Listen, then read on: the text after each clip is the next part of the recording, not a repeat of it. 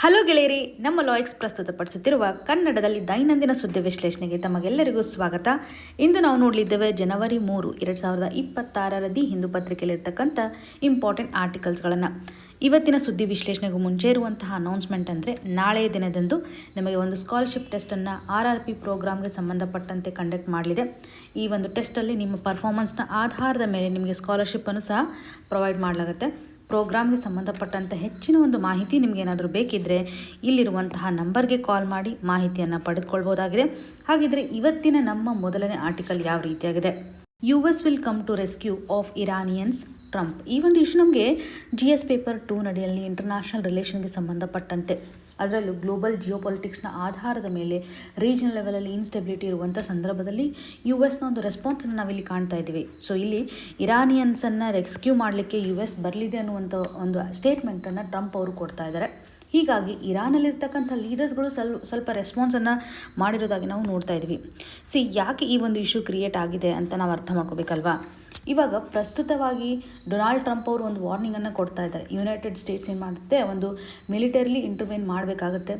Iranian security ಫೋರ್ಸಸ್ಗೆ ಸಂಬಂಧಪಟ್ಟಂತೆ ಇಲ್ಲಿ ಒಂದು ಸಿಗ್ನಲನ್ನು ಕೊಡ್ತಾ ಇದೆ. ಯಾಕಂತಂದರೆ ಇರಾನಲ್ಲಿ ನಡೀತಾ ಇರುವಂಥ ಒಂದು ಪ್ರೊಟೆಸ್ಟ್ ಏನು ನಡೆದಿದೆಯಲ್ಲ, ಅಲ್ಲಿ ಯಾರು ಪ್ರೊಟೆಸ್ಟ್ ಮಾಡ್ತಾ ಇದ್ದಾರಲ್ಲ ಅವ್ರ ಮೇಲೆ ಕೆಲವೊಂದಿಷ್ಟು ಆ್ಯಕ್ಷನ್ ತೆಗೆದುಕೊಳ್ತಾ ಇದ್ದಾರೆ. ಒಂದು ವೇಳೆ ಲೀತಲ್ ಆಗುವಂಥ ಕಂಡೀಷನ್, ಅವ್ರ ಮೇಲೆ ಒಂದು ಸಾವಾಗಿರುವಂಥ ಸಂದರ್ಭದಲ್ಲಿ ಇರಾನಿಯನ್ನ ಪ್ರೊಟೆಕ್ಷನ್ ಮಾಡೋದಕ್ಕೋಸ್ಕರ ಅಂತ US ಬರಲಿದೆ ಅಂತ ಅಲ್ಲಿರುವಂಥ ಒಂದು ಆಫಿಷಿಯಲ್ಸ್ಗೆ ಸ್ಟ್ರಿಕ್ಟ್ ಆಗಿರುವಂಥ ವಾರ್ನನ್ನು ಕೊಟ್ಟಿದ್ದಾರೆ ಅಂತ ಹೇಳ್ಬೋದು. ಈ ಒಂದು ಹಂತದಲ್ಲಿ ಇರಾನ್ ಲೀಡರ್ಸ್ಗಳು ತುಂಬ ಸ್ಟ್ರಾಂಗ್ ಆಗಿ ರಿಜೆಕ್ಟನ್ನು ಮಾಡ್ತಾ ಇದ್ದಾರೆ. UN ಇಂಟರ್ವ್ಯೂನ್ ಆಗುವಂಥ ಒಂದು ಆಸ್ಪೆಕ್ಟನ್ನು ನೋಡೋದಾದರೆ, ವೆಸ್ಟ್ ಏಷ್ಯಾದಲ್ಲಿ ಒಂದು ಡಿಸ್ಟೆಬಿಲೈಸ್ ಕಂಡೀಷನ್ ಆಗುವಂಥದ್ದಾಗುತ್ತೆ, ಅಥವಾ ಅಮೇರಿಕನ್ ಅವರ ಒಂದು ಇಂಟ್ರೆಸ್ಟು ಸಹ ಇಲ್ಲಿ ರೆಡ್ಯೂಸ್ ಆಗುತ್ತೆ, ಡೆಸ್ಟ್ರಾಯ್ ಆಗುತ್ತೆ ಅಂತಲೇ ಹೇಳ್ಬೋದು. ಯಾರಿವಾಗ ಸಪೋರ್ಟ್ ಮಾಡ್ತಾ ಇದ್ದಾರೆ ಅವರ ಒಂದು ಹ್ಯಾಂಡ್ ಕಟ್ ಆಫ್ ಆಗುತ್ತೆ ಅನ್ನುವಂಥ ಆಸ್ಪೆಕ್ಟ್ನ ಆಧಾರದ ಮೇಲೆ ಇದೊಂದು ಲೆಜಿಟಿಮೇಟ್ ಟಾರ್ಗೆಟ್ ಅನ್ನುವಂಥ ಒಂದು ಕ್ವಶನ್ ಮಾರ್ಕು ಸಹ ಇಲ್ಲಿ ಕ್ರಿಯೇಟ್ ಆಗ್ತಾ ಇದೆ ಅಂತ ಹೇಳ್ಬೋದು. ಸೊ ಇದಕ್ಕೆ ಕಾರಣಗಳು ಏನಿರ್ಬೋದು, ಅಲ್ಲಿ ಪ್ರೊಟೆಸ್ಟ್ ಯಾಕೆ ಆಗ್ತಾ ಇದೆ ಅನ್ನೋದು ನಮಗೆ ತುಂಬ ಇಂಪಾರ್ಟೆಂಟ್. ಇವಾಗ ಇಶ್ಯೂ ಏನಿದೆ ಅಂತ ನಿಮಗೆ ಕ್ಲಿಯರ್ ಆಗಿ ಗೊತ್ತಾಯ್ತಲ್ಲ, ಯಾವ ರೀತಿಯಾಗಿ ರೆಸ್ಪಾನ್ಸನ್ನು ಮಾಡಿದ್ದಾರೆ, ಯಾವ ರೀತಿಯಾಗಿ ಒಂದು ಸ್ಟೇಟ್ಮೆಂಟನ್ನು ಸಹ ಟ್ರಂಪ್ ಅವರು ಕೊಟ್ಟಿದ್ದಾರೆ ಅಂತ ನಮಗೆ ಇಲ್ಲಿ ಕ್ಲಿಯರ್ ಆಗಿದೆ. ಪ್ರಸ್ತುತವಾಗಿ ಅಲ್ಲಿ ಪ್ರೊಟೆಸ್ಟ್ ಯಾಕೆ ನಡೀತಾ ಇದೆ? ತೆಹರಾನಲ್ಲಿ ಒಂದು ಪ್ರೊಟೆಸ್ಟ್ ಸ್ಟಾರ್ಟ್ ಆಗಿರೋದನ್ನು ನೋಡ್ಬೋದು. ಇದಕ್ಕೆ ಕಾರಣಗಳು ಏನಿರ್ಬೋದು ಅಂತಂದರೆ, ಇರಾನಿಯನ್ ರಿಯಾಲ್ನ ಒಂದು ಡಿಪ್ರಿಸಿಯೇಷನ್ ಅಂತಲೇ ಹೇಳ್ಬೋದು. ಸೊ ಇಲ್ಲಿರುವಂಥ ಒಂದು ರಿಯಾಲ್ ಕರೆನ್ಸಿ, ಇರಾನಿಯನ್ನ ಒಂದು ರಿಯಾಲ್ ಕರೆನ್ಸಿ ಏನಾಗಿದೆ, ಫಾಲ್ ಡೌನ್ ಆಗಿದೆ, ತನ್ನ ಒಂದು ವ್ಯಾಲ್ಯೂವನ್ನು ಕಳೆದುಕೊಂಡಿದೆ. ಹಾಗಾಗಿ ಅಲ್ಲಿ ಏನಾಗಿದೆ ಅಂದರೆ ಎಕನಾಮಿಕ್ ಕ್ರೈಸಿಸ್ ಸ್ಟಾರ್ಟ್ ಆಗಿರೋದನ್ನು ನೋಡ್ಬೋದು.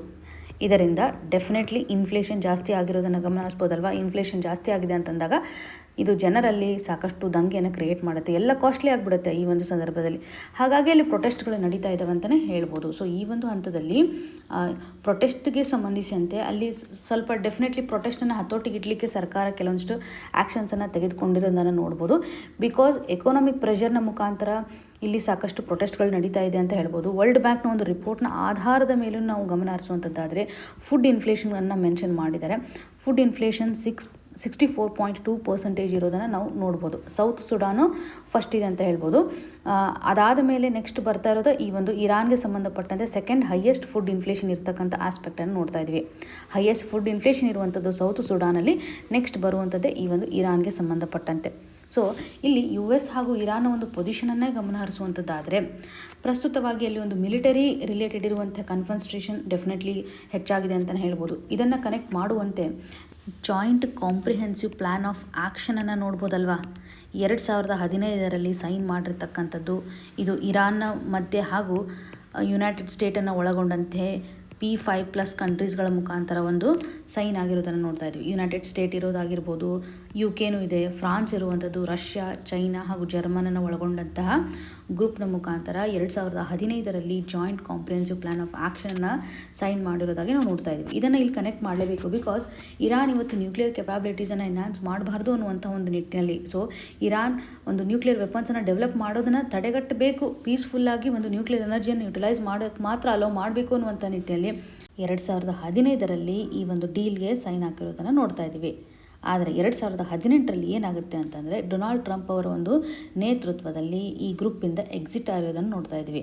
ಸೊ ನಾವು US is not part of joint comprehensive plan of action. ಇದು ನಿಮಗೆ ಕ್ಲಿಯರಾಗಿ ಗೊತ್ತಿರಲಿ. ಇದು ಲೀಗಲಿ ಪ್ರೆಸೆಂಟ್ ಇದೆ, ಇವಾಗ ಲೀಗಲಿ ಎಕ್ಸಿಸ್ಟ್ ಇದೆ, ಬಟ್ ಫಂಕ್ಷನಲ್ ಯಾವುದೇ ರೀತಿಯಾಗಿ ಆಪರೇಷನ್ಸನ್ನು ತೋರಿಸ್ತಾ ಇಲ್ಲ ಅಂತಲೇ ಹೇಳ್ಬೋದು. ಇರಾನ್ ಮೇಲೆ ಸ್ಯಾಂಕ್ಷನ್ಸ್ಗಳು ಡೆಫಿನೆಟ್ಲಿ ಇದೆ. When it comes to the nuclear ಕೆಪಾಬಿಲಿಟಿಯನ್ನು ಎನ್ಹಾನ್ಸ್ ಮಾಡೋದ್ರಲ್ಲಿ ಸ್ಯಾಂಕ್ಷನ್ ಇದೆ ಅಂತಲೇ ಹೇಳ್ಬೋದು. ಈ ಒಂದು joint comprehensive plan of action ಏನಿದ್ರು ಪೇಪರ್ ವರ್ಕಲ್ಲಿ ಮಾತ್ರ ಇದೆ ಹೊರತಾಗಿ ಪ್ರಾಕ್ಟೀಸ್ ಅಂತ ಬಂದಾಗ ಇದು ಡೆಡ್ ಸಬ್ಜೆಕ್ಟ್ ಅಂತಲೇ ಹೇಳ್ಬೋದು. ಬೇರೆ ಬೇರೆ ಕಂಟ್ರೀಸ್ಗಳಾಗಿರ್ಬೋದು ಸಪೋರ್ಟ್ ಮಾಡಿದ್ದಾರೆ ಡೆಫಿನೆಟ್ಲಿ. ಇವಾಗ ಯುರೋಪಿಯನ್ ಯೂನಿಯನ್ ಸಪೋರ್ಟ್ ಮಾಡಿರೋದನ್ನು ನೋಡ್ತೇವೆ, ರಷ್ಯಾ ಆಗಿರ್ಬೋದು, ಚೈನಾ ಇವೆಲ್ಲವೂ ಸಪೋರ್ಟ್ ಮಾಡಿರೋದಾಗಿ ಗಮನ ಹರಿಸ್ತೇವೆ. ಬಟ್ ಇರಾನ್ ತನ್ನ ಒಂದು ನ್ಯೂಕ್ಲಿಯರ್ ಕೆಪಾಬಿಲಿಟಿಯನ್ನು ಇನ್ಕ್ರೀಸ್ ಮಾಡ್ತಾ ಇರೋದಾಗೆ ನೋಡ್ತಾ ಇದ್ದೀವಿ. ಇಲ್ಲಿ ಇಂಡೈರೆಕ್ಟಾಗಿ US ಇದನ್ನು ತಡೆಗಟ್ಟಬೇಕು ಅನ್ನುವಂಥ ನಿಟ್ಟಿನಲ್ಲಿ ಬೇರೆ ಬೇರೆ ಮೂಲಗಳಿಂದ ಅವರನ್ನು ಕಂಟ್ರೋಲ್ ಮಾಡಲಿಕ್ಕೆ ಟ್ರೈ ಮಾಡ್ತಾ ಇದ್ದಾರೆ ಅಂತಲೇ ಗಮನ ಹರಿಸುವಂಥದ್ದು. ಅಂದರೆ ಒಂದು ರಿಫ್ಲೆಕ್ಷನನ್ನು ಇದು ತೋರಿಸ್ತಾ ಇದೆ. ಸೊ ಪ್ರಸ್ತುತವಾಗಿ ಏನು ನಡೀತಾ ಇದೆ ಇಶ್ಯೂ, ಅಲ್ಲಿ ಯಾವ ರೀತಿಯಂಥ ಒಂದು ಎಕನಾಮಿಕ್ ಕ್ರೈಸಿಸ್ ಇದೆ, ಯಾವ ರೀತಿಯಾಗಿ ನಮ್ಮ US ರೆಸ್ಪಾನ್ಸನ್ನು ಕೊಟ್ಟಿದೆ, ಲೀಡರ್ಸ್ಗಳು ರೆಸ್ಪಾನ್ಸನ್ನು ಕೊಟ್ಟಿದ್ದಾರೆ ಅನ್ನುವಂಥ ಆಸ್ಪೆಕ್ಟನ್ನು ಈ ಒಂದು ಇಶ್ಯೂಗೆ ಸಂಬಂಧಪಟ್ಟಂತೆ ನಾವು ಗಮನ ಹರಿಸಬೇಕಾಗುತ್ತೆ. ಮುಂದಿನ ಆರ್ಟಿಕಲ್ಗೆ ಶಿಫ್ಟ್ ಆಗೋದಾದರೆ, Assam tribal body rejects group of minister proposal to grant ST status to 6 OBC communities. ಈ ಒಂದು ಇಶ್ಯೂ ನಮಗೆ GS ಪೇಪರ್ 2 ನಡಿಯಲ್ಲಿ ಸೋಷಿಯಲ್ ಜಸ್ಟಿಸ್ ಆಸ್ಪೆಕ್ಟ್ ಆಗಿರ್ಬೋದು ಅಥವಾ ಗವರ್ನೆನ್ಸ್ ಆಸ್ಪೆಕ್ಟಲ್ಲಿ ಸಹಕಾರಿಯಾಗುತ್ತೆ ಅಂತಲೇ ನೋಡುವಂಥದ್ದು. ಸೊ ಇಲ್ಲಿ ಅರ್ಥ ಮಾಡ್ಕೊಳ್ಳಿ ಏನು ಇಶ್ಯೂ ಇದೆ ಅಂತಂದರೆ, 6 OBC ಕಮ್ಯುನಿಟೀಸ್ಗಳನ್ನು SC ಸ್ಟೇಟಸ್ಗೆ ಕನ್ವರ್ಟ್ ಮಾಡಬೇಕು ಅನ್ನುವಂಥ ನಿಟ್ಟಿನಲ್ಲಿ ಡಿಸ್ಕಷನ್ ನಡೀತಾ ಇದೆ ಅಂತ ಈ ಒಂದು ಪ್ರಪೋಸಲನ್ನು ಅಸ್ಸಾಂ ಟ್ರೈಬಲ್ ಬಾಡಿ ರಿಜೆಕ್ಟ್ ಮಾಡಿದೆ ಅಂತ ಟೈಟಲ್ ಹೇಳ್ತಾ ಇದೆ. ಓಕೆ, ಒಂದು ವೇಳೆ OBC ಕಮ್ಯುನಿಟೀಸ್ಗಳಿಗೆ ST ಸ್ಟೇಟಸನ್ನು ಕೊಟ್ಟರೆ ಏನು ಕಾನ್ಸಿಕ್ವೆನ್ಸಸ್ ಆಗಬಹುದು, ಸಂವಿಧಾನಾತ್ಮಕವಾಗಿ ನಾವು ಯಾವ ರೀತಿ ಅಂತ ಫ್ರೇಮ್ವರ್ಕನ್ನು ಮಿಸ್ಔಟ್ ಮಾಡ್ತಾ ಇದ್ದೀವಿ ಅಂತ ಈ ಆರ್ಟಿಕಲ್ನ ಮುಖಾಂತರ ತಿಳಿದುಕೊಳ್ಬೇಕು. 14 ಇಂಡಿಜಿನಸ್ ಟ್ರೈಬನ್ನು ಒಳಗೊಂಡಂತಹ ಒಂದು ಟ್ರೈಬಲ್ ಗ್ರೂಪ್ ಅಂದರೆ coordination committee of tribal organization of Assam ಅಂತಲೇ ಹೇಳ್ಬೋದು. ಈ ಒಂದು ಟ್ರೈಬಲ್ ಬಾಡಿ ಏನು ಮಾಡಿದೆ ಅಂತಂದರೆ ಗ್ರೂಪ್ ಆಫ್ ಮಿನಿಸ್ಟರ್ಸ್ಗಳ ಒಂದು ಪ್ರಪೋಸಲನ್ನು ಅಥವಾ ರೆಕಮೆಂಡೇಷನ್ಸ್ಗಳನ್ನು ರಿಜೆಕ್ಟ್ ಮಾಡ್ತಾ ಇದೆ ಅಂತಲೇ ನೋಡ್ಬೋದು. ಸೊ ಇಲ್ಲಿ ಗ್ರೂಪ್ ಆಫ್ ಮಿನಿಸ್ಟರ್ಸ್ಗಳು ಪ್ರಪೋಸಲ್ ಮಾಡಿರ್ತಕ್ಕಂಥ 6 OBC ಕಮ್ಯುನಿಟೀಸ್ಗಳನ್ನು ನೋಡುವಂಥದ್ದಾದರೆ ಕೊಚ್, ರಾಗಬೋಂಗ್ಶಿ, ಚೂತಿಯಾ, ಮಟಕ್, ಮೋರನ್, ತಾಯ್ ಅಹೋಮ್ ಮತ್ತು ಟಿ ಟ್ರೈಬ್ಸ್ ಆದಿವಾಸಿ ಅಂತ ಹೇಳ್ಬೋದು. 6 ಕಮ್ಯುನಿಟೀಸ್ಗಳು ಇಲ್ಲಿದ್ದಾವೆ. ಇವ್ರಿಗೆ ST ಸ್ಟೇಟಸನ್ನು ಪ್ರೊವೈಡ್ ಮಾಡಬೇಕು ಅನ್ನುವಂಥದ್ದಾಗಿ ಡಿಸ್ಕಷನನ್ನು ಇಲ್ಲಿ ನೋಡ್ತಾ ಇದ್ದೀವಿ. ಈ ಕಮ್ಯುನಿಟೀಸ್ಗಳನ್ನು ಡಿವೈಡ್ ಮಾಡಬೇಕು ಅನ್ನುವಂಥದ್ದಾಗಿಯೂ ಸಹ ಇಲ್ಲಿ ಮೆನ್ಷನ್ ಮಾಡ್ತಾ ಇದ್ದಾರೆ. For example ST plain, ST hill ಹಾಗೂ ST ವ್ಯಾಲಿ, ಈ ರೀತಿಯಾಗಿ 3 ಕ್ಯಾಟಗರೀಸ್ಗಳನ್ನು ಮಾಡಬೇಕು ಅನ್ನುವಂಥ ನಿಟ್ಟಿನಲ್ಲಿ ಈ ಒಂದು ರಿಪೋರ್ಟನ್ನು ಅಸ್ಸಾಂ ಲೆಜಿಸ್ಲೇಟಿವ್ ಅಸೆಂಬ್ಲಿಗೆ ಒಪ್ಪಿಸಿರೋದಾಗಿ ನಾವು ಗಮನ ಹರಿಸ್ತಾ ಇದ್ವಿ. ಆದರೆ ಇವಾಗ coordination committee of tribal organisation ರಿಜೆಕ್ಷನನ್ನು ಮಾಡ್ತಾ ಇದೆ ಅಂತ. ಯಾಕೆ ರಿಜೆಕ್ಷನನ್ನು ಮಾಡ್ತಾ ಇದೆ? ST ಸ್ಟೇಟಸನ್ನು ಪ್ರೊವೈಡ್ ಮಾಡ್ತಕ್ಕಂಥ ಸಂದರ್ಭದಲ್ಲಿ ಟ್ರೈಬಲ್ ಗ್ರೂಪ್ನ ಕ್ಯಾರೆಕ್ಟರಿಸ್ಟಿಕ್ ಫೀಚರ್ ಯಾವ ರೀತಿಯಾಗಿರುತ್ತೆ, ಅವರ ಒಂದು ಸ್ಥಿತಿಗತಿಗಳ ಆಧಾರದ ಮೇಲೆ, ಅವರ ಒಂದು ಜೀವನ ಶೈಲಿಯ ಆಧಾರದ ಮೇಲೆ ನಾವು ST ಸ್ಟೇಟಸನ್ನು ಪ್ರೊವೈಡ್ ಮಾಡಬೇಕು. ಟ್ರೈಬಲ್ಗಳ ಒಂದು ಕ್ಯಾರೆಕ್ಟರಿಸ್ಟಿಕ್ ಅನ್ನುವಂಥದ್ದಾಗಿ ನೋಡ್ತಾ ಇದ್ದೀವಿ. ಆದರೆ ಇಲ್ಲಿ ನಾವು ಕಾಸ್ಟ್ ಸಿಸ್ಟಮ್ನ ಆಧಾರದ ಮೇಲೆ ಪ್ರೊವೈಡ್ ಮಾಡ್ತಾ ಇಲ್ಲ. ಹಿಂದೂ ಕಮ್ಯುನಿಟಿ ಅಥವಾ OBC ಕಮ್ಯುನಿಟೀಸ್ಗೆ ಬಿಲಾಂಗ್ ಆಗ್ತಕ್ಕಂಥವ್ರನ್ನ ನಾವು ಇಲ್ಲಿ ST ಸ್ಟೇಟಸನ್ನು ಕೊಡೋದು ತಪ್ಪಾಗುತ್ತೆ, ಇಲ್ಲೀಗಲ್ ಆಗುತ್ತೆ, ಸಂವಿಧಾನಾತ್ಮಕವಾಗಿ ಸರಿ ಇಲ್ಲ ಅಂತ ಇವಾಗ ಕೋಆರ್ಡಿನೇಷನ್ ಕಮಿಟಿ ಏನಿದೆಯಲ್ಲ ರಿಜೆಕ್ಷನನ್ನು ಮಾಡ್ತಾ ಇದೆ. ಇದರೊಂದಿಗೆ ಇವರು ಸಪೋರ್ಟಿಗೆ ತೆಗೆದುಕೊಂಡಿರತಕ್ಕಂತಂದರೆ ಲೋಕೂರು ಕಮಿಟಿ. ಸೊ ಈ ಒಂದು ಕಮಿಟಿ ಬಗ್ಗೆ ಕೇಳಿರ್ತೀರಾ. ಈ ಒಂದು ಕಮಿಟಿಯನ್ನು 1965 ಫಾರ್ಮ್ ಮಾಡಿರೋದಾಗಿ ಇಲ್ಲಿ ಕೆಲವೊಂದಿಷ್ಟು ಕ್ರೈಟೀರಿಯಾನ ಕೊಡ್ತಾರೆ. ಫಾರ್ ಎಕ್ಸಾಂಪಲ್, ಒಂದು ಟ್ರೈಬಲ್ ಕಮ್ಯುನಿಟಿ ಪ್ರಿಮಿಟಿವ್ ಟ್ರೇಟನ್ನು ಹೊಂದಿದ್ರೆ ಅಥವಾ ಡಿಸ್ಟಿಂಕ್ಟಿವ್ ಆಗಿರ್ತಕ್ಕಂಥ ಕಲ್ಚರಲ್ ಪ್ರಾಕ್ಟೀಸಸನ್ನು ಮಾಡ್ತಾ ಇದ್ದರೆ ಆಗಿರ್ಬೋದು, ಜಿಯೋಗ್ರಾಫಿಕಲಿ ಅವ್ರಿಗೆ ಕಂಪ್ಲೀಟಾಗಿ ಒಂದು ಐಸೋಲೇಷನನ್ನು ಹೊಂದಿರ್ತಾರೆ, ಅವಾಗೂ ಸಹ ಒಂದು ST ಸ್ಟೇಟಸನ್ನು ಪ್ರೊವೈಡ್ ಮಾಡ್ಬೋದು. ಅಥವಾ ಅವರು ಶೈನೆಸ್ಸನ್ನು ತೋರಿಸ್ತಾ ಇರ್ತಾರೆ, ಯಾರ ಜೊತೆಗೂ ಕಾಂಟ್ಯಾಕ್ಟ್ ಬರದೇ ಇರುವಂಥ ಆಸ್ಪೆಕ್ಟ್ ಇರುತ್ತೆ, ತುಂಬ ಬ್ಯಾಕ್ವರ್ಡ್ನೆಸ್ಸನ್ನು ತೋರಿಸ್ತಾ ಇರ್ತಾರೆ.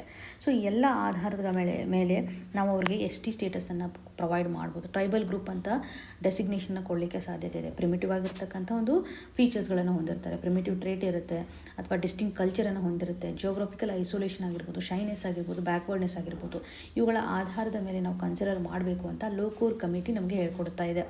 ಸೊ ಇಲ್ಲಿ ಈ ಒಂದು ಲೋಕೂರ್ ಕಮಿಟಿಯಲ್ಲಿರ್ತಕ್ಕಂಥ ಪ್ರೊವಿಷನ್ಸನ್ನು ನಾವು ವಯೋಲೇಟ್ ಮಾಡ್ತಾ ಇದ್ದೀವಿ ಅಂತಲೇ ಹೇಳ್ಬೋದಲ್ವಾ. ಇದರೊಂದಿಗೆ ಪ್ರಸ್ತುತವಾಗಿರುವಂಥ ಒಂದು ಪೊಲಿಟಿಕಲ್ ರೈಟ್ಸ್ನ ಸ್ಥಿತಿಗತಿಗಳು ಯಾವ ರೀತಿಯಾಗಿರುತ್ತೆ. ಇವಾಗ ನೋಡಿ, ಪೊಲಿಟಿಕಲ್ ರೈಟ್ಸ್ ಅಂತ ಬಂದಾಗ ನಾವು ರಿಸರ್ವೇಷನ್ಸನ್ನು ನೋಡ್ತೀವಲ್ವಾ. STಗೆ ಸಂಬಂಧಪಟ್ಟಂಥ ಒಂದು ರಿಸರ್ವೇಷನ್ಸನ್ನು ಪಂಚಾಯತಲ್ಲಿ ಆಗಿರ್ಬೋದು, ಅಸೆಂಬ್ಲಿ ನಡಿನಲ್ಲಿ ಆಗಿರ್ಬೋದು, ಲೋಕಸಭೆಯಲ್ಲಿ ಏನಾಗುತ್ತೆ ಒಂದು ರಿಸರ್ವೇಷನ್ಸನ್ನು ಪ್ರೊವೈಡ್ ಮಾಡ್ತಾ ಇದ್ದೀವಿ. ಸೊ ಇದು ಒಂದು ಪೊಲಿಟಿಕಲ್ ರೈಟ್ ಅಂತಲೇ ಹೇಳ್ಬೋದು STಗೆ ಸಂಬಂಧಪಟ್ಟಂತೆ. ಇವಾಗ ನಾವು ಎಡಿಷ್ನಲ್ ಆಗಿ ಮೆಂಬರ್ಸ್ಗಳನ್ನು OBC ಕಮ್ಯುನಿಟೀಸ್ಗಳನ್ನು ಆ್ಯಡ್ ಮಾಡ್ತಾ ಇರೋದ್ರಿಂದ ಎಕ್ಸಿಸ್ಟಿಂಗ್ ST ಗ್ರೂಪ್ಗಳಿಗೆ ಒಂದು ರೈಟ್ಸ್ಗಳ ವೈಲೇಷನ್ ಆಗುತ್ತಲ್ಲ, ಅಂದರೆ ರಿಪ್ರೆಸೆಂಟೇಷನ್ ಡೈಲ್ಯೂಷನ್ ಆಗುತ್ತೆ ಅಂತಲೇ ಹೇಳ್ಬೋದು. ಇಂಡಿಜಿನಸ್ಲಿ ಇರುವಂಥ ಟ್ರೈಬಲ್ ಗ್ರೂಪ್ಗಳ ರೈಟ್ಸನ್ನು ನಾವು ತೆಗೆದುಕೊಂಡಂಗಾಗುತ್ತೆ, ಡೈಲ್ಯೂಷನನ್ನು ಮಾಡ್ದಂಗೆ ಆಗುತ್ತೆ ಅಂತಲೇ ಹೇಳ್ಬೋದು. ಇವಾಗ ಸುಪ್ರೀಂ ಕೋರ್ಟು ರಿಸರ್ವೇಷನ್ಗೆ ಸಂಬಂಧಿಸಿದಂತೆ ಒಂದು ಲ್ಯಾಂಡ್ ಮಾರ್ಕ್ ಜಡ್ಜ್ಮೆಂಟನ್ನು ಕೊಟ್ಟಿದೆಯಲ್ವಾ. ಸೊ ಎಷ್ಟರ ಮಟ್ಟಿಗೆ ರಿಸರ್ವೇಷನ್ಸ್ ಇರಬೇಕು, 50% ಜಾಸ್ತಿ ಆಗಬಾರ್ದು ಅಂತ 1992ನಲ್ಲಿರುವಂಥ ಲ್ಯಾಂಡ್ ಮಾರ್ಕ್ ಜಡ್ಜ್ಮೆಂಟ್ ಅಂತಲೇ ಹೇಳ್ಬೋದು, ಇಂದಿರಾ ಸಹಾನಿ ಕೇಸ್. ಸೊ ಈ ಒಂದು ಇಂದಿರಾ ಸಹಾನಿ ಕೇಸ್ ನಡಿನಲ್ಲಿ ರಿಸರ್ವೇಷನ್ನ ಪ್ರೊವೈಡ್ ಮಾಡ್ತಕ್ಕಂತಹ ಸಂದರ್ಭದಲ್ಲಿ 50% ಎಕ್ಸೀಡ್ ಆಗಬಾರ್ದು ಅಂತ. ಆದರೆ ಪ್ರಸ್ತುತವಾಗಿ ಅಸ್ಸಾಮಲ್ಲಿ ಏನು ಸ್ಥಿತಿಗತಿಗಳಿದ್ದಾವೆ when it comes to the reservation pattern ಅಂತಂದರೆ 59% ರಿಸರ್ವೇಷನ್ಸನ್ನು ಆಲ್ರೆಡಿ ನೋಡ್ತಾ ಇದ್ದೀವಿ. ಇದರಲ್ಲಿ SCಗೆ ಯಾವ ರೀತಿಯಾಗಿ ಕೊಟ್ಟಿದೆ, ಅಥವಾ STಗೆ ಇರುವಂಥ ರಿಸರ್ವೇಷನ್ಸ್ ಆಗಿರ್ಬೋದು, OBC ರಿಲೇಟೆಡ್ ಇರುವಂತೆ T ಟ್ರೈಬ್ಸ್ ಅಂತ 3%, ಆದಿವಾಸಿ 27%, ಈ ರೀತಿಯಾದಂಥ ಒಂದು ರಿಸರ್ವೇಷನ್ ಅಡಿನಲ್ಲಿ ಕ್ರೈಟೀರಿಯಾನ ನೋಡೋದಾದರೆ ಆಲ್ರೆಡಿ 59% ಇದೆ. ಇವಾಗ ಮತ್ತೆ ನಾವೇನಾದರೂ ST ಸ್ಟೇಟಸನ್ನು ಕೊಟ್ಟರೆ ಮತ್ತೆ ರಿಸರ್ವೇಷನ್ನು 70% ಎಕ್ಸೀಡ್ ಆಗುವಂಥ ಸಾಧ್ಯತೆ ಇದೆ. ಇದು ಅಬ್ಸಲ್ಯೂಟ್ಲಿ ಅನ್ಕಾನ್ಸ್ಟಿಟ್ಯೂಷನಲ್ ಅಂತಲೇ ನಾವು ಹೇಳಬೇಕಾಗುತ್ತೆ.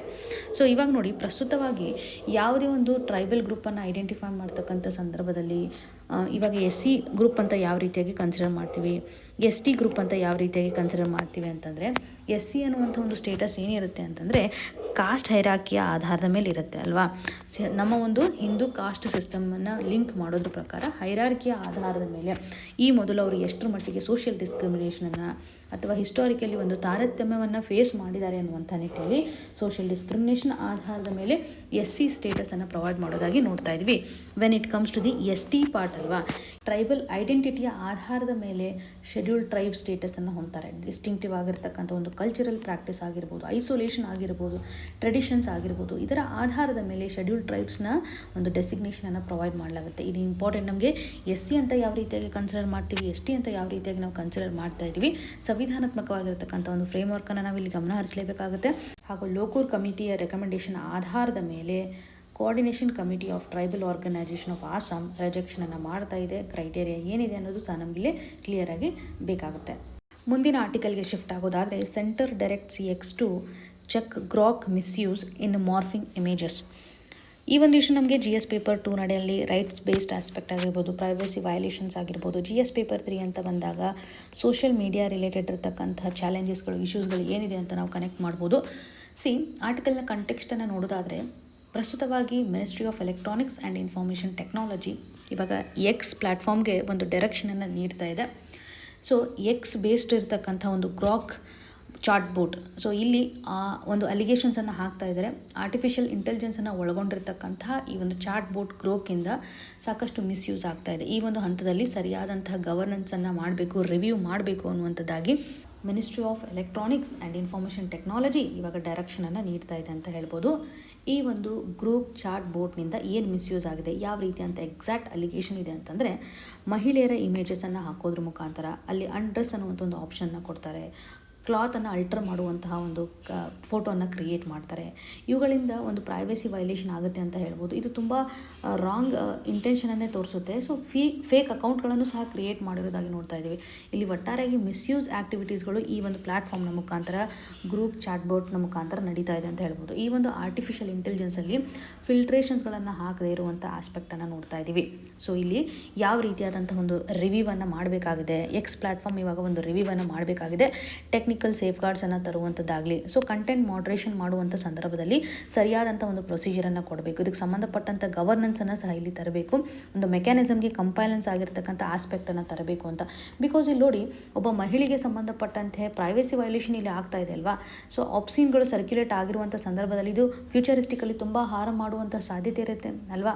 ರೀಸೆಂಟ್ಲಿ ಇಲಾನ್ ಮಸ್ಕ್ ಅವರು ಸಹ ಈ ಒಂದು ಚಾಟ್ ಬೋಟ್ಗೆ ಸಂಬಂಧಿಸಿದಂತೆ ಫ್ರೇಸಿಂಗ್ ಮಾಡಿದರು. ಸೊ ರಿಲೇಟಿವ್ಲಿ ಅನ್ಫಿಲ್ಟರ್ ರೆಸ್ಪಾನ್ಸನ್ನು ಇದು ತೋರಿಸುತ್ತೆ ಅಂತ. ಬಟ್ ಈ ಒಂದು ಅನ್ಫಿಲ್ಟರ್ಡ್ ಕಂಡೀಷನ್ಸನ್ನು ರೆಗ್ಯುಲೇಟ್ ಮಾಡೋದು ಇಲ್ಲಿ ತುಂಬ ಇಂಪಾರ್ಟೆಂಟು ಅಂತ ಭಾರತ ಇವತ್ತು ಫೋಕಸನ್ನು ಮಾಡ್ತಾ ಇದೆ, ಅಥವಾ ಡೈರೆಕ್ಷನನ್ನು ನೀಡ್ತಾ ಇದೆ ಅಂತಲೇ ಹೇಳ್ಬೋದು. ಸೊ ಇಲ್ಲಿ ಒಂದು ಕನ್ಸರ್ನ್ ಏನಾಗಿದೆ ಅಂದರೆ, ಆರ್ಟಿಫಿಷಿಯಲ್ ಇಂಟೆಲಿಜೆನ್ಸಿಂದ ಸಂಬಂಧಪಟ್ಟಂತೆ ಬಿಗ್ಗೆಸ್ಟ್ ಇಶ್ಯೂ ಅಂತಂದರೆ ಎಥಿಕ್ಸ್.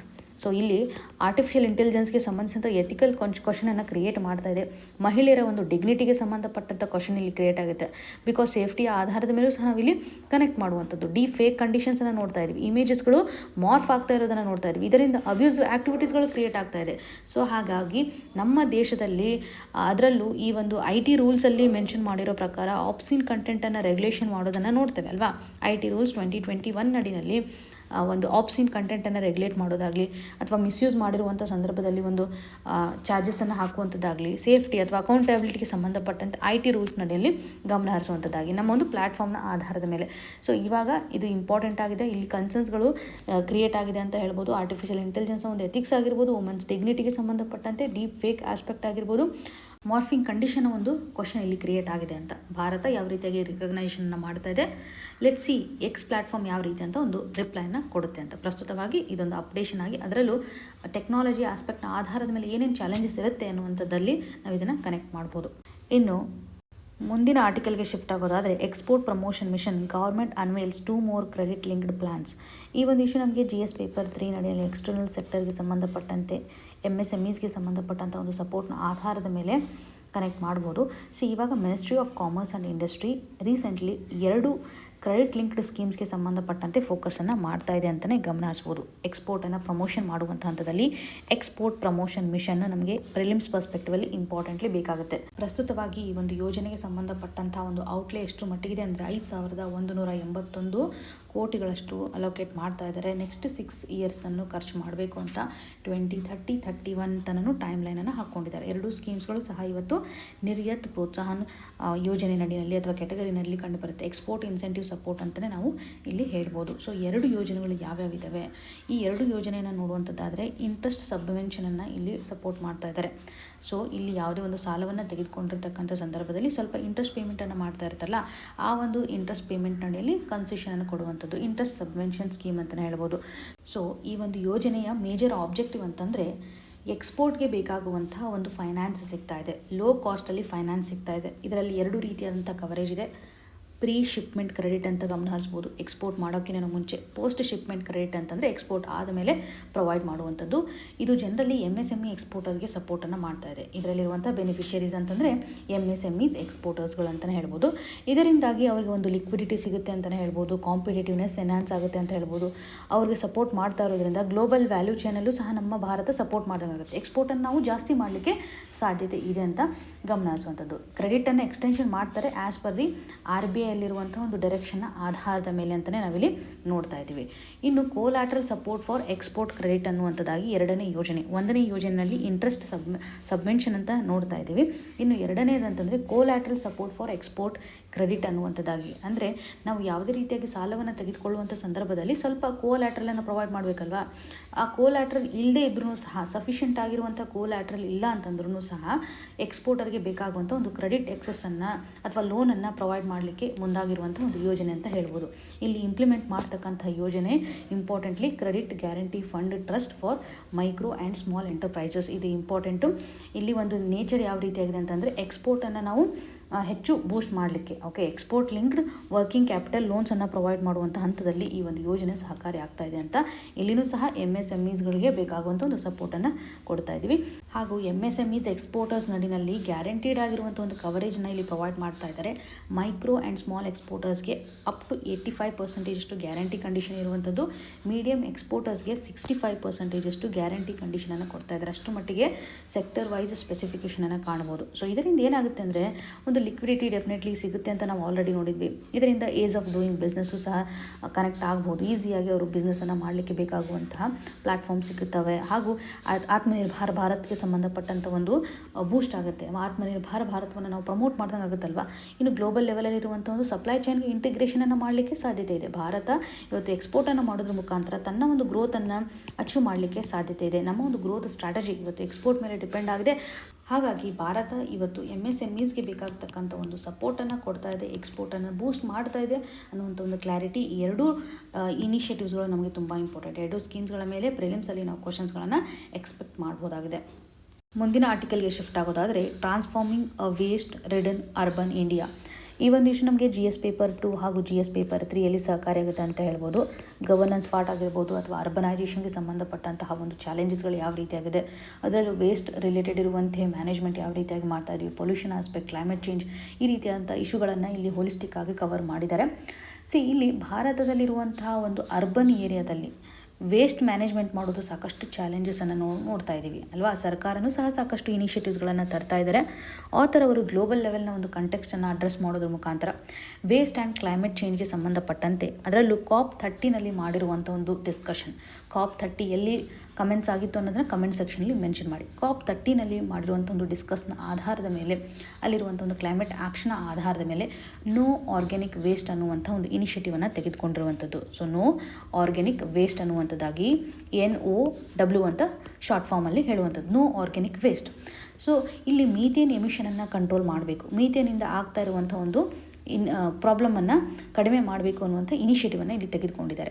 ಇಲ್ಲಿ ಹೈಲೈಟ್ ಮಾಡೋ ಪ್ರಕಾರ ಒಂದು ಇನ್ಕ್ಲೂಸಿವ್ ಆಗಿರುವಂಥ ಗ್ರೋತನ್ನು ತರಬೇಕು, ಕ್ಲೀನ್ ಆಗಿರ್ತಕ್ಕಂಥ ಒಂದು ಏರನ್ನು ನಾವು ಎನ್ಶೋರ್ ಮಾಡಬೇಕು ಅನ್ನುವಂಥದ್ದಾಗಲಿ, ಹೆಲ್ದಿಯರ್ ಪಾಪ್ಯುಲೇಷನನ್ನು ನಾವು ಅಚೀವ್ ಮಾಡಲಿಕ್ಕೆ ಸಾಧ್ಯತೆ ಇದೆ. ಅಂದರೆ ಒಂದು ಹೈಲೈಟನ್ನು ನಾವು ನೋಡ್ತಾ ಇದ್ದೀವಿ when it comes to the climate action.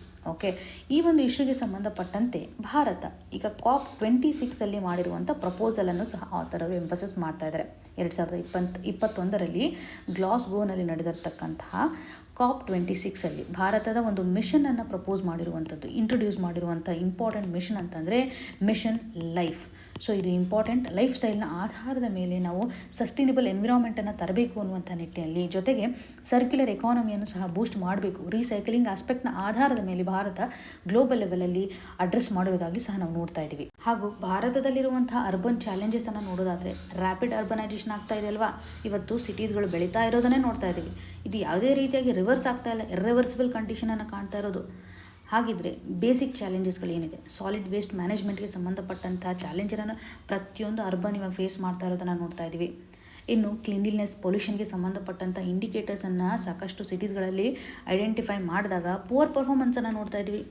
ಅದರಲ್ಲೂ ನಮ್ಮ ಒಂದು ಡೆಲ್ಲಿ ನ್ಯಾಷನಲ್ ಕ್ಯಾಪಿಟಲ್ ರೀಜನನ್ನೇ ಕನೆಕ್ಟ್ ಮಾಡೋದಾದರೆ ಜಗತ್ತಲ್ಲೇ ಮೋಸ್ಟ್ ಪಾಪ್ಯುಲೇಟೆಡ್ ಸ್ಟೇಟ್ ಅಂತ ಅನಿಸ್ಕೊಳ್ತಾ ಇದೆ ಅಲ್ವಾ. ಈ ಒಂದು ರೀಜನಲ್ಲಿ ಆಗ್ತಾ ಇರುವಂಥ ಪೊಲ್ಯೂಷನನ್ನು ನೋಡ್ತಾ ಇದ್ದೀವಿ. ಅಷ್ಟೇ ಅಲ್ಲದೆ ಭಾರತದ ಒಂದು ವೇಸ್ಟ್ ಜನ್ರೇಷನ್ಗೆ ಸಂಬಂಧಪಟ್ಟಂತೆ ಆಥರ್ ಅವರು ಕೆಲವೊಂದಿಷ್ಟು ಡೇಟಾವನ್ನು ಕೊಡ್ತಾ ಇದ್ದಾರೆ. ಆ್ಯನ್ಯುವಲ್ ಬೇಸಿಸ್ ಮೇಲೆ ಬೈ 2030 ವೇಸ್ಟ್ ಜನ್ರೇಷನು 165 ಮಿಲಿಯನ್ ಟನ್ನಷ್ಟು ಆಗ್ಬೋದು ಪರ್ ಇಯರ್ನ ಆಧಾರದ ಮೇಲೆ. ಗ್ರೀನ್ ಹೌಸ್ ಗ್ಯಾಸ್ ಎಮಿಷನ್ ಅಂತ ಬಂದಾಗ 41 ಮಿಲಿಯನ್ ಟನ್ನಷ್ಟು ಆಗುತ್ತೆ. ಬೈ 2050 ಅರ್ಬನ್ ಪಾಪ್ಯುಲೇಷನ್ 814 ಮಿಲಿಯನ್ ಅಷ್ಟು ರೀಚ್ ಆಗುವಂಥ ಒಂದು ಸಾಧ್ಯತೆ ಇದೆ. ಇದರಿಂದ ನಾವು ಹೆಚ್ಚು ವೇಸ್ಟ್ ಜನ್ರೇಷನ್ ಮಾಡ್ತೀವಿ. ಡೆಫಿನೆಟ್ಲಿ 436 ಮಿಲಿಯನ್ ಟನ್ನಷ್ಟು. ನೀವು ಈ ಒಂದು ಡೇಟಾವನ್ನು ನೋಡಿದರೆ ಗೊತ್ತಾಗ್ಬೋದು ಎಷ್ಟರ ಮಟ್ಟಿಗೆ ಒಂದು ಅರ್ಬನೈಸೇಷನಿಂದ ಇಶ್ಯೂಸ್ಗಳಿದ್ದಾವೆ ಅಂತ. ಭಾರತ ಇವಾಗ ಗಾರ್ಬೇಜ್ ಫ್ರೀ ಸಿಟೀಸನ್ನು ಡೆವಲಪ್ ಮಾಡಬೇಕು, ಬೈ 2026 ಅಂತ ಟಾರ್ಗೆಟ್ ಹಾಕ್ಕೊಂಡಿದೆ. ಗಾರ್ಬೇಜ್ ಫ್ರೀ ಸಿಟೀಸ್ ಅಂತ ಎಷ್ಟರ ಮಟ್ಟಿಗೆ ಈ ಒಂದು ಟಾರ್ಗೆಟನ್ನು ರೀಚ್ ಮಾಡಲಿಕ್ಕೆ ನಾವು ವರ್ಕ್ ಮಾಡ್ತಾ ಇದ್ದೀವಿ. ಸ್ವಚ್ಛ ಭಾರತ್ ಮಿಷನ್ ಆಗಿರ್ಬೋದು, ಸರ್ಕ್ಯುಲರ್ ಎಕಾನಮಿಗೆ ಸಂಬಂಧಪಟ್ಟಂತೆಯೂ ಸಹ ಇಲ್ಲಿರುವಂಥ ಒಂದು ಟಾರ್ಗೆಟನ್ನು ಆಥರ್ ಅವರು ಎಂಫೋಸಸ್ ಮಾಡ್ತಾ ಇದ್ದಾರೆ. ಟ್ರೂ ಗಾರ್ಬೇಜ್ ಫ್ರೀ ಸ್ಟೇಟಸನ್ನು ನಾವು ರೀಚ್ ಮಾಡಬೇಕು ಅಂತಂದರೆ ಸರ್ಕ್ಯುಲರ್ ಎಕಾನಮಿ ಮೇಲೆ ಜಾಸ್ತಿ ಫೋಕಸ್ ಮಾಡಬೇಕು ಅಲ್ವಾ. ಇಲ್ಲಿ ರೀಯೂಸ್, ರೀಕವರಿ ಆಸ್ಪೆಕ್ಟನ್ನು ನಾವು ತರಲೇಬೇಕಾಗುತ್ತೆ when it comes to the waste management ಅಂತ ಸೊಲ್ಯೂಷನನ್ನು ಪ್ರೊವೈಡ್ ಮಾಡ್ತಾ ಇದ್ದಾರೆ. ಇಲ್ಲಿ ವೇಸ್ಟ್ ಅಂತ ಬಂದಾಗ ಇದರಲ್ಲಿ ಕ್ಯಾಟಗರೈಸೇಷನ್ ಡೆಫಿನೆಟ್ಲಿ ಇರುತ್ತಲ್ಲ. ಆರ್ಗ್ಯಾನಿಕ್ ವೇಸ್ಟ್ ಅಂತ ನೋಡ್ತೇವೆ. ಆರ್ಗ್ಯಾನಿಕ್ ವೇಸ್ಟ್ ನಡಿಯಲ್ಲಿ ಇವತ್ತು ಕಾಂಪೋಸ್ಟಿಂಗ್ ಆಗಿರ್ಬೋದು, ಬಯೋಮಿಥೆನೇಷನ್ ಅನ್ನುವಂಥದ್ದಾಗಲಿ, ಬಯೋಗ್ಯಾಸಸನ್ನು ಯೂಸ್ ಮಾಡೋದ್ರ ಮುಖಾಂತರ ರೀಯೂಸ್ ಆಗುತ್ತೆ. ಇಲ್ಲಿ ವೇಸ್ಟಿಂದ ಏನಾಗುತ್ತೆ, ನಾವು ಅಗೇನ್ ಅದನ್ನು ರೀಕವರ್ ಮಾಡ್ಬೋದು, ರೀಯೂಸ್ ಮಾಡ್ಬೋದು, ಒಂದು ಎನರ್ಜಿ ಜನ್ರೇಷನ್ ಆಗುತ್ತೆ ಅಂತಲೇ ಹೇಳ್ಬೋದು. Green fuel, electricity generation, methane ರಿಡಕ್ಷನನ್ನು ಸಹ ನಾವು ಪ್ಯಾರಲಿ ಕಂಟ್ರೋಲ್ ಮಾಡಲಿಕ್ಕೆ ಸಾಧ್ಯತೆ ಇದೆ. ಇಲ್ಲಿ ಡ್ರೈ ವೇಸ್ಟ್ ಮತ್ತು ಪ್ಲಾಸ್ಟಿಕ್ ವೇಸ್ಟು ಇಲ್ಲಿ ಸಪ್ರೇಷನನ್ನು ಮಾಡಬೇಕು. ಯಾವ ರೀತಿಯಾಗಿ ಒಂದು ಮಟೀರಿಯಲ್ಸ್ಗಳನ್ನು ಸೆಗ್ರಿಗೇಷನ್ ಮಾಡ್ತೀವಿ, ರೀಕವರಿ ಮಾಡ್ತಾ ಇದ್ದೀವಿ, ರೀಯೂಸ್ ಮಾಡ್ತಾ ಇದ್ದೀವಿ. ಚಾಲೆಂಜಸ್ಗಳು ಡೆಫಿನೆಟ್ಲಿ ಇದ್ದೇ ಇರುತ್ತೆ. ಹೌಸ್ ಹೋಲ್ಡ್ಗಳಲ್ಲೂ ಸಹ ಒಂದು ವೇಸ್ಟ್ ಸೆಗ್ರಿಗೇಷನ್ ಸರಿಯಾಗಿ ಆಗದೇ ಇರುವಂಥ ಚಾಲೆಂಜ್ ಇರುತ್ತೆ. ರೀಸೈಕಲ್ಡ್ ಆಗಿರುವಂಥ ಒಂದು ಪ್ರಾಡಕ್ಟ್ಗೆ ಸಂಬಂಧಪಟ್ಟಂಥ ಮಾರ್ಕೆಟ್ ಇಲ್ಲದೇ ಇರುವಂಥ ಸ್ಥಿತಿಗತಿಗಳಿರುತ್ತೆ. ಇವುಗಳೆಲ್ಲವನ್ನು ನಾವು ಹೋಗಲಾಡಿಸ್ಬೇಕು, ಅದಕ್ಕೆ ಸಂಬಂಧಿಸಿದಂತೆ ಸೊಲ್ಯೂಷನ್ಸನ್ನು ಫೈಂಡ್ ಔಟ್ ಮಾಡಬೇಕು. When it comes to the construction ಮತ್ತು ಡೆಮಾಲಿಷನ್ ಆ್ಯಕ್ಟಿವಿಟೀಸ್ ಅಂತಂದಾಗ ಇದರಿಂದನೂ ಸಹ ಸಾಕಷ್ಟು ಡಸ್ಟ್ ಜನ್ರೇಷನ್ ಆಗುತ್ತೆ, ಪೊಲ್ಯೂಷನ್ಗೆ ಕಾಂಟ್ರಿಬ್ಯೂಷನನ್ನು ಮಾಡುತ್ತೆ ಅಂತಲೇ ಹೇಳ್ಬೋದು. ಮೇಜರ್ ಕಾಸಸ್ ಏನಂತಂದರೆ ರ್ಯಾಪಿಡ್ ಅರ್ಬನೈಸೇಷನ್ ಆಗ್ತಾಯಿದೆ. ಅದರಲ್ಲೂ ಅನ್ಪ್ಲಾನ್ಡ್ ಕನ್ಸ್ಟ್ರಕ್ಷನ್ಸನ್ನು ಡೆಮಾಲಿಷನ್ ಮಾಡ್ತಾ ಇರುವಂಥದ್ದಾಗಲಿ, ಇಲ್ಲಿಗಲ್ ಆಗಿ ಡಂಪಿಂಗ್ ಆ್ಯಕ್ಟಿವಿಟೀಸ್ಗಳನ್ನು ನೋಡ್ತಾ ಇದ್ದೀವಿ. ಈ ಒಂದು ಹಂತದಲ್ಲಿ ಮಟೀರಿಯಲ್ ಏನಿರುತ್ತಲ್ಲ ಅದನ್ನು ನಾವು ರೀಸೈಕಲ್ ಮಾಡಬೇಕು ಅಂತ ಆಥರ್ ಅವರು ಸೊಲ್ಯೂಷನ್ಸನ್ನು ಕೊಡ್ತಾ ಇದ್ದಾರೆ. When it comes to the construction and demolition waste management rules ಅಂತ ಬಂದಾಗ 2016ರಲ್ಲಿ ತಂದಿರತಕ್ಕಂಥ ಈ ಒಂದು ರೂಲ್ಸ್ನಲ್ಲಿ ಮೆನ್ಷನ್ ಮಾಡಿರೋ ಪ್ರಕಾರ ಪ್ರಸ್ತುತವಾಗಿ ಆಲ್ರೆಡಿ ಇರುವಂತಹ ಒಂದು ಕನ್ಸ್ಟ್ರಕ್ಷನ್ ಮಟೀರಿಯಲ್ಸ್ಗಳು ಏನಾದ್ರು ಡೆಮಾಲಿಷನ್ ಮಾಡುವಂಥ ಹಂತದಲ್ಲಿ ಇರುತ್ತಲ್ಲ, ನಾವು ಯಾಕೆ ರೀಸೈಕಲ್ಸನ್ನು ಮಾಡಬಾರ್ದು. ಅದರಲ್ಲೂ 2025ರಲ್ಲಿ ಎನ್ವಿರಾನ್ಮೆಂಟ್ ವೇಸ್ಟ್ ಮ್ಯಾನೇಜ್ಮೆಂಟ್ ರೂಲ್ಸನ್ನು ಚೇಂಜಸ್ ಮಾಡಿದ್ದಾರೆ when it comes to the construction and demolition part. So ಇವುಗಳೆಲ್ಲವನ್ನು ನಾವು ಸರಿಯಾಗಿ ಎನ್ಫೋರ್ಸ್ ಮಾಡಬೇಕು. ರೀಸೈಕ್ಲಿಂಗ್ಗೆ ಸಂಬಂಧಿಸಿದಂಥ ಫೋಕಸನ್ನು ಮಾಡುವಂಥದ್ದು ಹಾಗೂ ವೇಸ್ಟ್ ವಾಟರ್ ರಿಲೇಟೆಡ್ ಇರುವಂತೆಯೂ ಸಹ ಇನ್ನೊಂದು ಬಿಗ್ಗೆಸ್ಟ್ ಚಾಲೆಂಜ್ ಅಂತಲೇ ಆಥರ್ ಅವರು ಹೇಳ್ತಾ ಇದ್ದಾರೆ. ವಾಟರ್ ರೀಯೂಸ್ ಮಾಡೋದು ತುಂಬ ಇಂಪಾರ್ಟೆಂಟ್. ಬಿಕಾಸ್ ವಾಟರ್ ಸ್ಕೇರ್ಸಿಟಿ ಇದೆ ಅಂತ ಹೇಳ್ಬೋದು. ವೇಸ್ಟ್ ವಾಟರ್ ಅಂತ ಬಂದಾಗ ಅದನ್ನು ನಾವು ಏನು ಮಾಡ್ಬೋದು, ಅಗ್ರಿಕಲ್ಚರ್, ಹಾರ್ಟಿಕಲ್ಚರ್, ಇಂಡಸ್ಟ್ರೀಸ್ನಲ್ಲಿ ಯೂಸ್ ಮಾಡ್ಕೋಬೋದಲ್ವಾ. ಇದನ್ನು ನಾವು ಅರ್ಬನ್ ಮಿಷನ್ನಲ್ಲಿ ಲಿಂಕ್ ಮಾಡಬೇಕು. ಅಮೃತ್ ಯೋಜನೆ ಅಂತ ನೋಡ್ತೀವಿ, ಸ್ವಚ್ಛ ಭಾರತ್ ಮಿಷನ್ ಅಂತ ನೋಡ್ತೀವಿ. ಸೊ ವಾಟರ್ ರೀಯೂಸನ್ನು ನಾವು ಪ್ರಸ್ತುತವಾಗಿರ್ತಕ್ಕಂಥ ಯೋಜನೆಗಳಲ್ಲಿ ಇಂಟಿಗ್ರೇಟ್ ಮಾಡಬೇಕು ಅನ್ನುವಂಥದ್ದಾಗಿ ಆಥರ್ ಅವರು ಹೇಳ್ತಾ ಇದ್ದಾರೆ. ಜೊತೆಗೆ ಸರ್ಕ್ಯುಲರ್ ಎಕಾನಮಿಗೆ ಸಂಬಂಧಪಟ್ಟಂಥ ಹರ್ಡಲ್ಸ್ಗಳು ಏನಿದೆ, ಬೇಸಿಕ್ ಚಾಲೆಂಜಸ್ಗಳು ಯಾವ ರೀತಿಯಾಗಿದೆ. ಇವಾಗ ವೇಸ್ಟ್ ಸೆಗ್ರಿಗೇಷನಲ್ಲಿ ಪೂವರ್ ಸೆಗ್ರಿಗೇಷನ್ ಅಂತ ನೋಡಿದ್ವಿ. ಕಲೆಕ್ಷನ್ ಅಡಿಲೂ ಸಹ ತುಂಬ ತೊಂದರೆಗಳಿರ್ತವೆ ಲಾಜಿಸ್ಟಿಕಲಿ. ಸೊ ಅದಕ್ಕೆ ಸಂಬಂಧಪಟ್ಟಂತೆ ಸೊಲ್ಯೂಷನ್ಸನ್ನು ತರಬೇಕು, ಅವೇರ್ನೆಸ್ಸನ್ನು ತರುವಂಥದ್ದಾಗಲಿ, ಕ್ವಾಲಿಟಿ ಲೆವೆಲಲ್ಲಿ ನಾವು ರೀಸೈಕಲ್ ಮಾಡಿದಾದ ಮೇಲೆ ಅದಕ್ಕೆ ಬೇಕಾಗುವಂಥ ಒಂದು ಮಾರ್ಕೆಟನ್ನು ಪ್ರೊವೈಡ್ ಮಾಡುವಂಥದ್ದಾಗಲಿ. ಸೊ ಇಲ್ಲಿ ಇನ್ಫ್ರಾಸ್ಟ್ರಕ್ಚರನ್ನು ಡೆವಲಪ್ ಮಾಡೋದು ತುಂಬ important when it comes to the monitoring aspect. ಅಥವಾ ಈ ಒಂದು ವೇಸ್ಟ್ ಸೆಗ್ರಿಗೇಷನ್ ಅಂತ ಬಂದಾಗ ಸರಿಯಾದಂಥ ಒಂದು ಮಾನಿಟರಿಂಗನ್ನು ತರಬೇಕು. ವೀಕ್ ಮಾನಿಟರಿಂಗ್ ಇದೆ, ಇದನ್ನು ನಾವು ಫೇಸ್ ಮಾಡಬೇಕು ಅಂತ. ಎಕ್ಸ್ಟೆಂಡೆಡ್ ಪ್ರೊಡ್ಯೂಸರ್ ರೆಸ್ಪಾನ್ಸಿಬಿಲಿಟಿಗೆ ಸಂಬಂಧಪಟ್ಟಂತೆಯೂ ಸಹ ಸರಿಯಾದಂತಹ ಇಂಪ್ಲಿಮೆಂಟೇಷನನ್ನು ತರಬೇಕು ಅಂತ. ಡಿಪಾರ್ಟ್ಮೆಂಟಲ್ ಲೆವೆಲಲ್ಲಿ ಕೋಆರ್ಡಿನೇಷನ್ ಇಂಪಾರ್ಟೆಂಟ್ ಆಗುತ್ತೆ ಅಂತ ಆಥರ್ ಅವರು ಫೋಕಸನ್ನು ಮಾಡ್ತಾ ಇದ್ದಾರೆ. ಸೊ ಒಟ್ಟಾರೆಯಾಗಿ ಇಲ್ಲಿ ನಾವು ವೇಸ್ಟನ್ನು ಜನ್ರೇಟ್ ಮಾಡುವಂಥ ಹಂತದಲ್ಲಿ ಅದನ್ನು ಎಷ್ಟು ಮಟ್ಟಿಗೆ ಎಫೆಕ್ಟಿವ್ ಆಗಿ ನಾವು ರೀಯೂಸ್ ಮಾಡ್ತಾ ಇದ್ದೇವೆ, ಸರ್ಕ್ಯುಲರ್ ಎಕಾನಮಿಗೆ ಸಂಬಂಧಿಸಿದಂತೆ ಫೋಕಸನ್ನು ಮಾಡ್ತಾ ಇದ್ದೀವಿ. ಇಲ್ಲಿ ಜೈಪುರದ ಒಂದು ಮಾಡೆಲನ್ನು ಸಹ ಆಥರ್ ಅವರು ಎಂಫೋಸಿಸ್ ಮಾಡ್ತಾ ಇದ್ದಾರೆ. C3 ಅನ್ನುವಂಥ ಒಂದು ಮಾಡೆಲ್, ಸಿಟೀಸ್ ಕೊಯ್ಲಿಷನ್ಸ್ ಫಾರ್ ಸರ್ಕ್ಯುಲಾರಿಟಿ ಅನ್ನುವಂಥದ್ದಾಗಿ ಗಮನಿಸುವಂಥದ್ದು. ಇದು ಜೈಪುರ್ ತಂದಿರುವಂಥ ಒಂದು ಮಾಡೆಲನ್ನು ಫೋಕಸ್ ಮಾಡ್ತಾ ಇದ್ದಾರೆ. ಅಂದರೆ ರೀಜನ್ ಲೆವೆಲಲ್ಲಿ ಒಂದು ಕೋಆಪ್ರೇಷನನ್ನು ಯಾವ ರೀತಿಯಾಗಿ ತರ್ತಾ ಇದೆ, ಸಿಟಿಜನ್ಗಳ ಒಂದು ಪಾರ್ಟಿಸಿಪೇಷನ್ ಆಗಿರ್ಬೋದು, ಎಕನಾಮಿಕ್ ಮೋಟಿವೇಶನ್ ಆಗಿರ್ಬೋದು, ಮುನ್ಸಿಪಲ್ ಫೈನಾನ್ಸಿಂಗು ಸಹ ಸರಿಯಾಗಿ ಮಾಡ್ತಾ ಇರೋದ್ರಿಂದ ಸ್ಟ್ರಾಂಗ್ ಆಗಿ ಒಂದು ಎನ್ಫೋರ್ಸ್ಮೆಂಟನ್ನು ಮಾಡ್ತಾ ಇದ್ದಾರೆ. ಇನ್ಸೆಂಟಿವ್ಸ್ಗಳನ್ನು ಪ್ರೊವೈಡ್ ಮಾಡುವಂಥದ್ದಾಗಲಿ, ಪೆನಾಲ್ಟೀಸ್ಗಳನ್ನು ಇಂಪೋಸ್ ಮಾಡುವಂಥದ್ದಾಗಲಿ, ಬೆಟರ್ ಪ್ಲ್ಯಾನಿಂಗನ್ನು ನಾವಿಲ್ಲಿ ಮಾಡಬೇಕು, ಬೆಟರ್ ಎಕ್ಸಿಕ್ಯೂಷನನ್ನು ಇಲ್ಲಿ ಮಾಡಬೇಕು. ಇದರಿಂದ ಅರ್ಬನೈಜೇಷನಿಂದ ಆಗ್ತಾ ಇರುವಂಥ ತೊಂದರೆಗಳು ಏನಿದೆ ಫ್ಯೂಚರಿಸ್ಟಿಕ್ಕಲ್ಲಿ ಅದನ್ನು ತಡೆಗಟ್ಟಬಹುದು. ಭಾರತ 2026ರಷ್ಟೊತ್ತಿಗೆ ಗಾರ್ಬೇಜ್ ಫ್ರೀ ಸಿಟೀಸನ್ನು ತರ್ತಾರೆ ಅನ್ನುವಂಥ ಒಂದು ಪ್ಲ್ಯಾನನ್ನು ಹಾಕ್ಕೊಂಡಿದೆ, ಟಾರ್ಗೆಟನ್ನು ಹಾಕ್ಕೊಂಡಿದೆ. ಇದನ್ನು ಅಚೀವ್ ಮಾಡಲಿಕ್ಕೆ ಸಾಧ್ಯತೆ ಇದೆ ಅಂತ. ಸೊ ಇಲ್ಲಿ ಅರ್ಬನೈಜೇಷನ್ ರಿಲೇಟೆಡ್ ಇರ್ತಕ್ಕಂಥ ಇಶ್ಯೂಸ್ಗಳು ಯಾವ ರೀತಿಯಾಗಿದೆ, ಯಾವ ರೀತಿಯಾದಂಥ ಒಂದು ಇನ್ಸ್ಟಿಟ್ಯೂಷನಲ್ ಫ್ರೇಮ್ವರ್ಕ್ ಇದೆ ಅನ್ನೋದನ್ನು ಗಮನಿಸ್ಬೋದು. ಸೊಲ್ಯೂಷನನ್ನು ಯಾವ ರೀತಿಯಾಗಿ ನಾವಿಲ್ಲಿ ಕೊಡಬಹುದು ಈ ಒಂದು ಇಶ್ಯೂಗೆ ಸಂಬಂಧಪಟ್ಟಂತೆ ಅನ್ನುವಂಥ ಆಸ್ಪೆಕ್ಟನ್ನು ನಾವಿಲ್ಲಿ ಕಲಿಬೇಕಾಗುತ್ತೆ. ಇವತ್ತಿನ question of the day section ಅಡಿಯಲ್ಲಿ collateral support for export credit ಸ್ಕೀಮ್ಗೆ ಸಂಬಂಧಪಟ್ಟಂತೆ ಇಂಪ್ಲಿಮೆಂಟಿಂಗ್ ಏಜೆನ್ಸಿ ಯಾವುದು ಅಂತ ಕೇಳಿದರೆ 4 ಆಪ್ಷನ್ಸ್ಗಳಿದ್ದಾವೆ. Reserve bank of India, Exim bank, credit guarantee fund trust for micro and small enterprises and SIDBI ಅಂತ 4 ಆಪ್ಷನ್ಸ್ಗಳಿದ್ದಾವೆ. ಇದಕ್ಕೆ ಸರಿಯಾದ ಉತ್ತರವನ್ನು ಸೆಲೆಕ್ಟ್ ಮಾಡಿ ಕಮೆಂಟಲ್ಲಿ ಮೆನ್ಷನ್ ಮಾಡಿ ಅಂತ ಹೇಳ್ತಾ ಆಲ್ ದ ವೆರಿ ಬೆಸ್ಟ್. ಧನ್ಯವಾದಗಳು.